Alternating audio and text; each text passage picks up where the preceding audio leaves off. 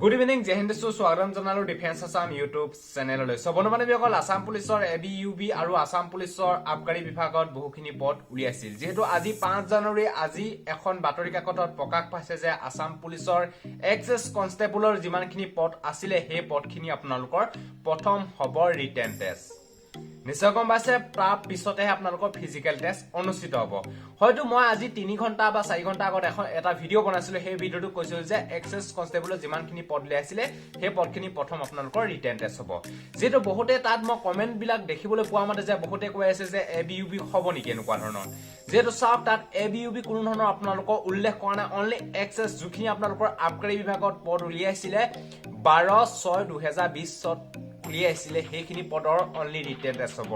এবিইউবি তাত কোনো ধৰণৰ জেমেলা প্ৰকাশ নাই আৰু চিন্তাই নকৰিব এবিইউবি কোনো ধৰণৰ আপোনালোকৰ প্ৰথম ৰিটেন টেষ্ট নহয় 100% পিটি আৰু পিএসটি আপোনালোকৰ হ'ব সেইবিলাক মানুহলোকে মাথা মাৰি লাভ নাই অনলি আবকাৰী বিভাগত যিমানখিনি পদ দিয়াইছিলে সেই পদখিনিহে আপোনালোকৰ প্ৰথম ৰিটেন টেষ্ট হ'ব আৰু এই খবৰটো মই ক'ত পালো বহুতে হয়তো সুধি আছে এই খবৰটো পাইছো আসাম টিভিন বাতৰি কাকতত আপোনালোকৰ আজি উল্লেখ কৰিছে আপোনালোকে নিজে চাব পাৰিব গুগলত সাৰ্চ কৰিব আসাম টিভিন বুলি আৰু লগতে আপোনালোকৰ সেই বাতৰি কাকতখন আজি বাতৰি কাকতখন আপোনালোকে ডাউনলোড কৰি ল'ব পাৰিব লগতে মই তলত দি দিম লিংকখন আৰু যদি আপোনালোকে ফেক আপডেট বুলি ভাবি আছে এটো তেতিয়াহলে আপোনালোকক আৰু বুজাবলৈ নোৱাৰো কাৰণ এখন এনেকুৱা এখন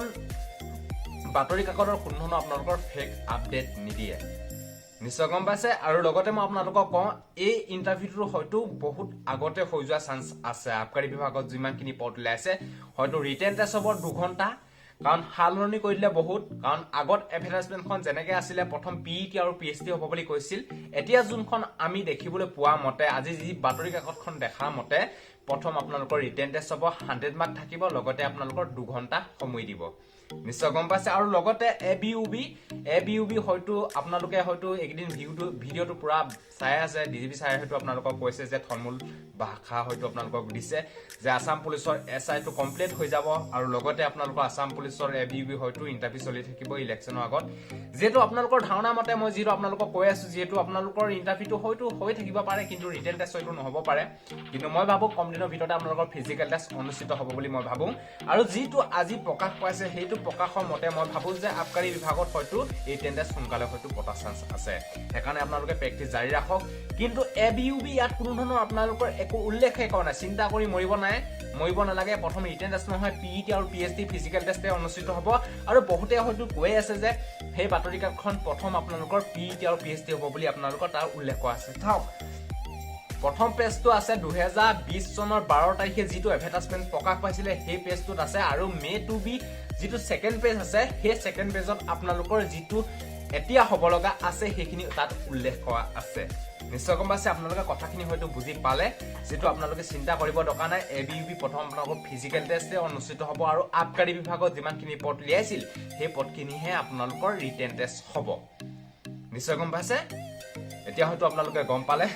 যেটো তাত সেই ভিডিও তলত মই বহুত হয়তো কমেন্ট পাইছো সেই কমেন্টৰ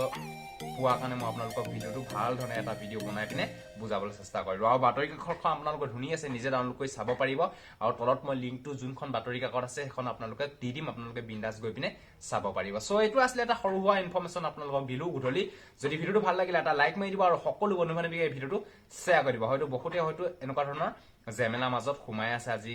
এই ভিডিওবিলাক দেখি পিনে সো আজকে ইतना ही जय हिंद वंदे मातरम जय असम धन्यवाद।